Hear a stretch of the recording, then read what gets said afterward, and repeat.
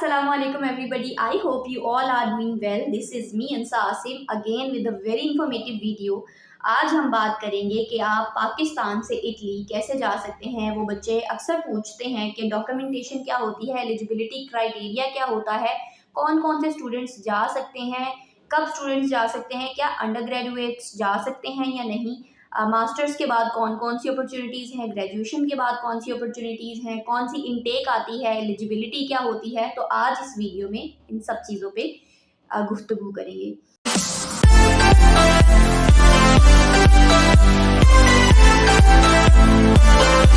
तो स्टार्ट करते हैं एलिजिबिलिटी क्राइटेरिया से। एलिजिबिलिटी क्राइटेरिया क्या होता है कि आपकी मास्टर्स के लिए एटलीस्ट 16 ईयर्स ऑफ एजुकेशन होनी चाहिए। अब व्हेन आई एम सेइंग कि 16 years of education, it can be 14 years, 12 years तक आपका इंटरमीडिएट और उसके बाद 4 ईयर्स के आपका बैचलर्स, ये हो गया 16 ईयर्स। अब कुछ बच्चे 2 ईयर का बीएससी करते हैं, 2 ईयर्स का एमएससी करते हैं, 2 ईयर का बीए करेंगे, 2 ईयर का एमए करेंगे, वो भी एलिजिबल होते हैं। ठीक है, अब हम अगर पीएचडी की बात करें तो आपके पास 18 ईयर्स ऑफ स्टडी होनी चाहिए। कुछ बच्चे जो हैं वो उनके पास 17 ईयर्स की स्टडी होती है कि वो इंटर के बाद 5 साल की एलएलबी करते हैं, वो पीएचडी के लिए एलिजिबल नहीं है। उन्हें पहले एमफिल करना होगा, उसके बाद वो पीएचडी करेंगे।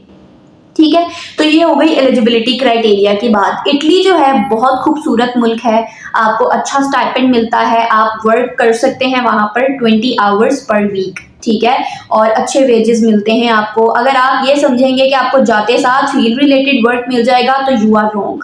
आपको जाते साथ ग्रोसरी शॉप्स में या फिर सेल्स के लिए मिलेगा, या मार्केट्स में आपको जॉब मिलेगी, या फिर आपको फैक्ट्रीज में जॉब मिलेगी। ठीक है, या फिर आपको रेस्टोरेंट्स में जॉब मिलेगी। आपको अपनी फील्ड रिलेटेड एकदम से नहीं मिलेगी जॉब। 20 घंटे आप काम कर सकेंगे और 2 साल या 3 साल जो भी आपके फील्ड है, मास्टर्स के बाद आप पीएचडी भी परस्यू कर सकते हैं। और क्या होता है कि आप अगर पीएचडी कर लिया आपने तो पोस्ट स्टडी वर्क भी कर सकते हैं आप। ठीक है, अब हम बात करते हैं कि इनटेक्स कौन कौन सी होती है। तो इटली में काफ़ी लोगों को ना पता नहीं होता, बच्चों को पता ही नहीं होता कि उन्होंने अप्लाई कब करना है। इटली में इनटेक होती है एक, और वो होती है सितंबर इनटेक, वही मेजर इनटेक होती है। वो 3 कॉल्स ओपन होती हैं उसके लिए। ठीक है, और उसमें डिफरेंट मंथ्स होते हैं। ठीक है, सबसे पहले जो है वो अक्टूबर नवंबर से स्टार्ट होती है, फिर अप्रैल मई में होती है, जुलाई तक बच्चे अप्लाई कर सकते होते हैं। ठीक है, जुलाई तक आप सितंबर इनटेक के लिए अप्लाई कर सकते हैं। कुछ लोग तो अगस्त में भी, कुछ यूनिवर्सिटीज 1-2 ओपन होती हैं कि आप यूनिवर्सिटी में अप्लाई कर सकते होते हैं, तो आपने सितंबर इनटेक के लिए अप्लाई करना होता है। सबसे ज़्यादा मैं रिकमेंड करूंगी कि बच्चों को कि वो नवंबर दिसंबर तक अप्लाई कर दें। ठीक है, ताकि उनका प्रोसेस सारा कंप्लीट हो और जब इनटेक करीब आ रही हो तो उनका वीज़ा भी लग जाए, उनके डॉक्यूमेंट्स भी हो जाए सारे। बच्चे काफ़ी कहते हैं कि जी इटली में ना वीज़ा नहीं लगता, वीज़ा के बड़े मसले आते हैं। पहले जो है वो कोई और सिस्टम था, इस बार उन्होंने चेंज किया है और अब बीएलएस का सिस्टम किया है। बीएलएस क्या है? बीएलएस एक थर्ड पार्टी है जो पाकिस्तान और इटली के दरमियान एक्ट कर रही है एज अ ब्रिज। ठीक है, वो क्या करेगी? वो आपको अपॉइंटमेंट्स देगी। लेकिन क्या होता है कि बीएलएस में लोग जो है वो अपॉइंटमेंट बाय कर लेते हैं और फिर आगे 3-3 लाख में बेचते हैं। लेकिन अपॉइंटमेंट्स ओपन होती हैं, उसके लिए आपको क्या करना पड़ता है? आपको पूरा दिन ऑनलाइन रहना है। आपको पूरा दिन, उनके 9 to 5 आवर्स होते हैं, मतलब डेली आवर्स होते हैं, तो आपने वो ऑनलाइन रहना है और अपने 2 से 3 मिनट का आपके पास वक्त होता है, आपने उसी में अपनी अपॉइंटमेंट बुक करवानी होती है। ऐसा नहीं है कि बच्चों को मिलती नहीं है, मिलती हैं, उनको सही टाइम पता नहीं चलता या वो उस टाइम ऑनलाइन नहीं होती है। तो ऐसा नहीं है कि इटली के वीज़ाज मिल ही नहीं रहे। अगर वीज़ाज मिल ही ना रहे हों और बच्चे जा ही ना रहे हों तो इटली कभी पाकिस्तान के लिए ना एप्लीकेशन ओपन नहीं करेगा और ना ही उनको वो एडमिशन लेटर देगा। अब बात करते हैं कि क्या एडमिशन लेटर इजीली मिल जाते हैं इटली में, और क्या स्कॉलरशिप मिलती है? फुली फंडेड स्कॉलरशिप मिलती है। फुली फंडेड स्कॉलरशिप होती क्या है? पहली बात के इटली में जो स्कॉलरशिप्स हैं वो बिल्कुल मिल जाती हैं। 2 तरह की स्कॉलरशिप होती है, एक आती है नीड बेस्ड स्कॉलरशिप और दूसरी होती है मेरिट बेस्ड स्कॉलरशिप। जो मेरिट बेस्ड स्कॉलरशिप है वो कुछ बच्चों को मिलती है, और वो भी बहुत एक्स्ट्रा ऑर्डिनरी बच्चे हों, उनकी प्रोफाइल काफ़ी स्ट्रॉन्ग हो, उनका CGPA 4/4 हो, 3.99 हो, इस तरह से हो, उनको मिलती है। ठीक है, आपका कम CGPA है, आपका 3.5 है, you are not getting merit based scholarship. ये मत सोचे कि मेरा मेरिट पे स्कॉलरशिप पे हो जाएगा। ठीक है, आपके पास दूसरी ऑप्शन है, आपके पास एडमिशन लेटर आ गया, then you have the green card. Admission letter होने के बाद आपके पास ऑप्शन होती है कि आप रीजनल स्कॉलरशिप पे अप्लाई करें। इटली में ना डिफरेंट रीजन्स हैं, वहां पे वो रीजनल वाइज स्कॉलरशिप्स ओपन होती हैं, जिसमें आपको क्या चाहिए होता है, इसमें आपको दो डॉक्यूमेंट्स चाहिए होते हैं। एक आपको चाहिए होता है फैमिली रजिस्ट्रेशन सर्टिफिकेट, जो आपको नादरा से मिल जाता है, जो ऑनलाइन भी बनाया जाता है, 1000 रुपया उसकी फीस है। और एक है FBR इनकम सर्टिफिकेट। अब FBR इनकम सर्टिफिकेट क्या होता है? FBR एक इदारा है जिसमें आपके फादर की पूरे साल की जो इनकम है, it can not be exceed more than 8,000 Euros. अगर 8,000 यूरो से ज्यादा उनकी पर ईयर सैलरी है तो आपको रीजनल स्कॉलरशिप नहीं मिलेगी। आपने FBR इनकम सर्टिफिकेट बनवाना है जिसमें उनकी सैलरी जो है वो 8,000 यूरो से कम हो पर ईयर की, तो आप भी रीजनल स्कॉलरशिप अवेल कर सकते हैं। अब इटली में जो पढ़ाई है ना वो आसान है, इतनी मुश्किल पढ़ाई नहीं है। इटली वाले डिग्री भी दे देते हैं और आपको कोई प्रॉब्लम नहीं आती है एज सच। और बच्चे जो है वो काम भी करते हैं। बच्चे इटली में जाने का फायदा क्या है? इटली में आप जब आपका एडमिशन हो जाता है ना, आपके पास ऑफर लेटर आ गया है, इनकेस आप इटली चलेंगे, आप 27 यूरोपियन कंट्रीज को घूम सकते हैं। क्योंकि अगर आपके पास इटली का वीजा है तो यानी आपके पास वो वीजा है जिससे आप 27 यूरोपियन कंट्रीज जो है वो ट्रैवल कर सकते हैं और आपकी 27 मुल्कों की हिस्ट्री बन सकती है। ठीक है। दूसरा, इटली की अगर हम रेजिडेंस की बात करें कि काफी जो बच्चे हैं वो इसलिए जाते हैं कि ताकि उनको PR मिल जाए। PR क्या है? Permanent residency. परमानेंट रेजिडेंसी क्या होता है? आपको मिलता है 1 साल का वीजा।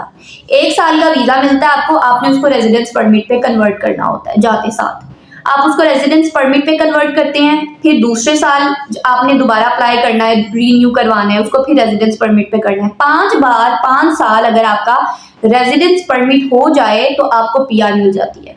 ठीक है, आप PR के लिए एलिजिबल हो जाते हैं। आप अप्लाई करें, उनकी कुछ डॉक्यूमेंटेशन होती है, आपको PR मिल जाती है। इतनी कोई मुश्किल बात नहीं है। और अब आप बात करते हैं कि स्कॉलरशिप होती कितनी है। स्कॉलरशिप कितनी होती है? स्कॉलरशिप आपकी होगी 7200 यूरो से 8,000 euro per year. And when I am saying per year, ये दो तरह से हो सकती है। या तो आपको 6-6 महीने की मिलेगी, यानी साल में 2 बार 6-6 महीने की, या फिर आपको 4 मंथ की 3 बार मिलेगी कि 4 मंथ्स की, फिर 4 मंथ्स की, फिर 4 मंथ्स की। और वो जो 7200 है वो डिवाइड होगा, तो मेरे ख्याल से कोई 600 यूरोस पर ईयर बन जाता होता है। अब इटली जाने तक के एक्सपेंसेस क्या होते हैं? मैं कंपनी को जानती हूँ, स्कॉलरशिप हाइव है, अब्दुल वहाब जिसके CEO हैं, वो सिर्फ 15,000 में आपका अप्लाई कर देते हैं। आपके मोटिवेशन लेटर भी बनाते हैं, आपकी यूरोपास CV भी बनाते हैं और आपका अप्लाई भी करते हैं सिर्फ 15,000 में एक यूनिवर्सिटी में। ठीक है, आप चाहें तो ज़्यादा यूनिवर्सिटीज़ में अप्लाई करवा सकते हैं। पैकेज उनके डिफरेंट होते हैं, डिस्काउंटेड प्राइजेस भी होते हैं। आप 4 दोस्त मिलके कर रहे हैं तो उनके लिए अलग अलग प्राइजेस होते हैं। उनका जो लिंक है मैं कैप्शन में डाल दूंगी, आप उनको विजिट कर सकते हैं। और लिटरली इस साल उन्होंने 100+ बच्चों को एडमिशन दिलवाया है। ठीक है। अच्छा, डॉक्यूमेंटेशन की बात वेरी इंपॉर्टेंट। डॉक्यूमेंट्स कौन कौन से चाहिए होते हैं? आपको क्या चाहिए? आपको चाहिए आपका ट्रांसक्रिप्ट। अगर आपने मास्टर्स के लिए अप्लाई करना है ना, तो आपके पास सबसे पहले आपकी होनी चाहिए इंटर की डिग्री, इंटर का सर्टिफिकेट और मार्कशीट। ठीक है, सर्टिफिकेट और मार्कशीट। इसके अलावा आपको बैचलर्स की चाहिए ट्रांसक्रिप्ट और बैचलर्स की डिग्री। अब जिन बच्चों की डिग्री नहीं आई होती है वो किस में अप्लाई कर सकते हैं? अगर उनका सितंबर से पहले यूनिवर्सिटी कंप्लीट हो रही है तो वो अप्लाई कर सकते हैं। ठीक है, अगर सितंबर से पहले वो यूनिवर्सिटी उनकी कंप्लीट हो रही है, डिग्री कंप्लीट हो रही है, तो वो अप्लाई कर सकते हैं। किस बिहाफ पे? अपने 6 सेमेस्टर की ट्रांसक्रिप्ट के बिहाफ पे, 7 सेमेस्टर की ट्रांसक्रिप्ट के बिहाफ पे, या फिर 8 सेमेस्टर की ट्रांसक्रिप्ट के बिहाफ पे। और इन तीनों, और साथ में उनको चाहिए होता है, अगर 7 की बिहाफ पे कर रहे हैं तो या तो प्रोविजनल चाहिए या फिर होप सर्टिफिकेट चाहिए। प्रोविजनल होप सर्टिफिकेट आपको अपने एडमिट ब्लॉक से इजीली मिल जाता है। दूसरी चीज उनको क्या चाहिए? English proficiency certificate. English proficiency certificate जब मैं कह रही हूँ तो इसका मतलब आइल्स नहीं है। अगर आपके पास आइल्स नहीं है तो आप अपनी यूनिवर्सिटी को कहेंगे कि मुझे एक ऐसा डॉक्यूमेंट चाहिए जिसमें ये बताया गया हो कि मेरा मीडियम ऑफ कम्युनिकेशन था इंग्लिश मीडियम और मैंने पूरी डिग्री इंग्लिश मीडियम में की, so I can communicate in English, I am well spoken in English. ये आपने उनको बताना होता है। लेकिन इटली में जाने के लिए आपको एडमिशन के टाइम पे तो वीजा नहीं चाहिए, लेकिन आपको जब इटली आपने जाना है, आपने वीजा फाइल करना है, उसमें आपको आइल्स चाहिए होगा। आइल्स की रिक्वायरमेंट तब होगी। तो बच्चे क्या करते हैं, बच्चे विदाउट आइल्स अप्लाई कर देते हैं। जब उनका एडमिशन हो जाता है, स्कॉलरशिप लग जाती है, तो फिर तब वो आइल्स कर लेते हैं, क्योंकि उन्हें अब पता है कि ये विन विन सिचुएशन है। अब मैं आइल्स कर लूंगा और मैं चला जाऊंगा। अब एक्सपेंसेस कितने आते हैं इटली जाने तक के, मैं आपको ये क्लियरली बता देती हूँ कि आपके 2 से 4 लाख लगने ही लगने हैं। फुली फंडेड स्कॉलरशिप क्या होती है? फुली फंडेड स्कॉलरशिप में आपके टिकट नहीं होते, आपके टिकट प्राइजेस नहीं वो देते हैं, ना ही आपको वीजा में वीजा के पैसे देते हैं, ठीक है, ना आपको टेस्टेशन के पैसे देते हैं। उन्होंने आपको फ्री एजुकेशन देनी है कि आप 2 साल पढ़ें, फ्री पढ़ें, ठीक है। और कुछ में वन टाइम मील होती है और आपको स्टाइपेंड मिलता है। वो स्टाइपेंड मैंने बता दिया है। स्टाइपेंड क्या होता है कि महाना वजीफा मिलता है 7200 यूरोस पर ईयर, और महाना कोई 600 के करीब यूरोस मिलते हैं, ठीक है। ये चीजें उन्होंने आपको प्रोवाइड करनी है। अब जो बच्चे कहते हैं कि फुली फंडेड में एयर ट्रेवल्स भी आ जाएं, सारी चीजें आ जाएं और मैं बगैर कुछ पैसे लगाऊं, तो ऐसा नहीं हो सकता ना, आपको ऐसा थोड़ा बजट बनाना पड़ेगा। हाँ, जो गवर्नमेंट की स्कॉलरशिप्स आती हैं, कुछ स्कॉलरशिप्स होती है जो गवर्नमेंट ओपन करता है, वो स्कॉलरशिप में आपकी अकोमोडेशन भी होती है, उसमें आपके एयर ट्रेवल्स भी होते हैं, लेकिन वो साल में एक बार ओपन होती है, ठीक है, और डिफरेंट कंट्रीज की होती हैं। तो मैं आगे डिफरेंट कंट्रीज की सीरीज बनाऊंगी, तो आपको पता चल जाएगा कि क्या क्या होना होता है। डॉक्यूमेंटेशन पता चल गई। हाँ, उसके बाद 2 रिकमेंडेशन लेटर। रिकमेंडेशन लेटर आपको किसी कंपनी के नहीं चाहिए, आपको अपनी फील्ड रिलेटेड, आपकी यूनिवर्सिटी में जो आपके प्रोफेसर ने आपको पढ़ाया है, वो रिकमेंडेशन लेटर चाहिए आपको। उनकी स्टैम्प साइन होनी चाहिए, यूनिवर्सिटी के लेटर हेड पे बना होना चाहिए, ये चाहिए आपको। इसके बाद आपका पासपोर्ट। पासपोर्ट कंपलसरी है, जिसने नहीं बनवाया है पासपोर्ट बनवा लें अपना फौरन से। और पासपोर्ट के लिए मैं आपको एक बहुत जरूरी बात बता देती हूँ। जब आप पासपोर्ट बनवाने जाए, तो जैसे अभी मैंने हिजाब किया है, आप इस तरह के हिजाब में पासपोर्ट बनवाएंगे, आपका वीजा रिजेक्ट होने के 90% चांसेस है। यूरोपियन कंट्रीज में आपका इतना माथा नजर आना चाहिए, आपकी नेक रीजन नजर आना चाहिए, आपके एयर्स नजर आने चाहिए, इस तरह की पिक्चर आपको। मेरे से गलती क्या हुई थी, मुझे किसी ने बताया ही नहीं था, मुझे बताया ही नहीं था। जब मुझे मेरा प्रोसेस जब चल रहा था, तो मुझे पता चला कि यूरोपियन कंट्रीज में तो आप ट्रैवल ही नहीं कर सकते, आपको वीजा ही नहीं मिलेगा। फिर मैंने अपना फास्ट ट्रैक पासपोर्ट बनवाया, और वो भी आप आसान है, पासपोर्ट ऐप डाउनलोड कर लें और वो फौरन से आपका हो जाता है। इतना कोई बड़ी रॉकेट साइंस वाली बात नहीं है। जिसने पासपोर्ट नहीं बनवाया, मैं फिर कह रही हूँ बच्चों, पासपोर्ट बनवा लो, पासपोर्ट के बहुत मसले आ रहे हैं, और आपका CNIC चाहिए होता है। ये सब आ गया, ठीक है। एक प्रॉपर अटेस्टेशन की सीरीज, अटेस्टेशन कैसे होती है, उसमें क्या क्या करना चाहिए, ये सब कुछ मैं आपको ना अगली वीडियो में बताऊंगी। इसमें मैं वो नहीं बता सकती, क्योंकि वो बहुत लंबी हो जाएगी। आपने डॉक्यूमेंट्स टेस्ट करवाने होते हैं बोर्ड से, IBCC से, मोफा से, और उसके बाद जो है वो HEC से। ये सारे अटेस्टेशन आपने करवानी होती, कैसे करवानी होती है, क्या क्या फीसिस होती है, ये मैं आपको अगली वीडियो में बता दूंगी। मैं अभी जो है सिर्फ इटली की बात करूंगी। इटली की ये वाली सारी डिटेल्स आप तक पहुंच गई। अगर आपके कोई भी क्वेरीज हैं, कैसे जाया जाए, क्या किया जाए, वहां पे रेजिडेंस, वहां पे कोई 1 महीने का रेजिडेंस कॉस्ट आती है 1,70,000 तकरीबन। 1.5-2 लाख में आपकी रेजिडेंस हो जाती है, और इतना कोई मुश्किल बात नहीं है ये, आप इतना कमा भी लेते हैं और वहां पे रेजिडेंस अफोर्ड कर भी लेते हैं। इसीलिए अगर आपके पास अपॉर्चुनिटी है, तो उसको अवेल करें, आप जाएं और आप पढ़ें, और आप उतना कमा सकते हैं, इतना कोई प्रॉब्लम वाली बात नहीं है। तो आपके पास 2 से 4 लाख का बजट इतना होना चाहिए कि आप, अगर इटली का आपका एडमिशन हो गया है, तो आपके पास 2-4, हाँ, बैंक स्टेटमेंट वेरी इंपॉर्टेंट। आपको क्या बैंक स्टेटमेंट चाहिए? 20 से 25 लाख की, 20 से 25 लाख की बैंक स्टेटमेंट आपको चाहिए फॉर 3 to 6 मंथ्स, ठीक है। 3 से 6 महीने की बैंक स्टेटमेंट आपको चाहिए होगी, और वो बैंक स्टेटमेंट आपने जब वीजा अप्लाई करना है, उससे पहले 3 या 6 महीने पहले अपने अकाउंट में लिखवानी है। कौन कौन स्पॉन्सर कर सकता है? It can be your father, your mother, your brother और सिस्टर्स। आपके ग्रैंडफादर आपको स्पॉन्सर नहीं कर सकते, आपकी ग्रैंड मदर नहीं कर सकते, आपकी नानी, दादी, चाचा, चाची, अंकल, आंटी, कोई स्पॉन्सर नहीं कर सकता। आपके सिर्फ ब्लड रिलेशंस कर सकते हैं, और वो स्ट्रॉन्ग होते हैं। आप उनको स्पॉन्सर बनाएंगे कि जी मुझे इन्होंने स्पॉन्सर किया, तो आपका वीजा लगने के चांसेस हैं। आप सेल्फ स्पॉन्सर बनेंगे, अगर तो आपका बहुत अच्छा कोई बिजनेस वगैरह है, तो आप सेल्फ स्पॉन्सर बने। अगर आपके पास ये नहीं है, आप बैंक स्टेटमेंट किसी और से बनवा रहे हैं, तो चांसेस होते हैं कि आपकी वीजा नहीं लगेगा।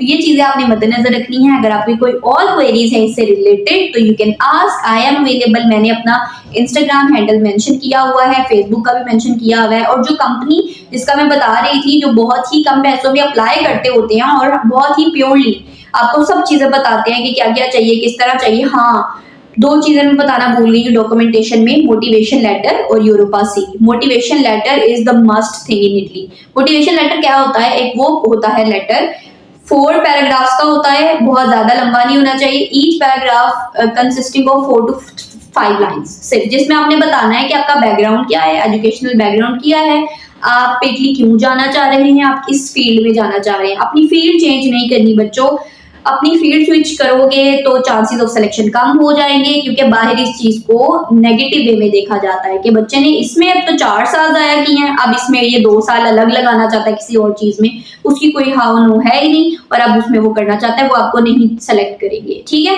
एज की बात कर लेते हैं कि एज कितनी होनी चाहिए। मैक्सिमम 32 या 34 वाले मास्टर्स में अप्लाई कर सकते हैं, और पीएचडी में आपको एडिशनल रिसर्च प्रपोजल चाहिए होता है डॉक्यूमेंट्स में, जो आपने हर यूनिवर्सिटी के लिहाज से अलग अलग टॉपिक्स होते हैं। ठीक है, और क्या चाहिए होता है? आपको चाहिए होता है रिसर्च प्रपोजल, और एज होनी चाहिए अप टू 45। ठीक है, अगर और कोई डिटेल्स आपने मुझसे पूछनी है, आपको पता नहीं चल रही है कि ये कैसे करें वो कैसे करें, you can DM me, you can comment down below कि मुझे किस पे वीडियो बनानी चाहिए। अटेस्टेशन की वीडियो मैं इंशाल्लाह ताला बहुत जल्दी बना लूंगी। वो सारे प्रोसेसेस पता करने के बाद मैंने किए हैं, वैसे कुछ रहते हैं 1-2, तो मैं आपको बताऊंगी क्या क्या फीसिस होती हैं, किस तरह से होता है, और फिर मैं आप लोगों के लिए एक और वीडियो बना लूंगी। नेक्स्ट किस कंट्री की वीडियो बनाऊं मैं, किसके बारे में आप जानना चाहते हैं तो मुझे बताइएगा, और मैं इसके लिए वीडियो बनाऊंगी। स्टे ट्यून्ड, अपना ख्याल रखिए, और ऐसी और कई इंफॉर्मेटिव वीडियो के लिए मेरे चैनल को करें सब्सक्राइब, लाइक और बेल आइकन को प्रेस कर दे। और मैंने जो स्कॉलरशिप हाइव का बताया है, मैं अब्दुल वहाब का इंस्टाग्राम चैनल भी आपको नीचे पिन कर दूंगी, और वो वेबसाइट भी बता दूंगी। आपने वहां पे जाना है, आपने रिसर्च करनी है, वहां पे आपको जो भी सैंपल चाहिए आप वो सैंपल भी देख सकते हैं, आप उनकी टीम से कॉन्टेक्ट भी कर सकते हैं। स्टे ट्यून्ड, अल्लाह हाफिज।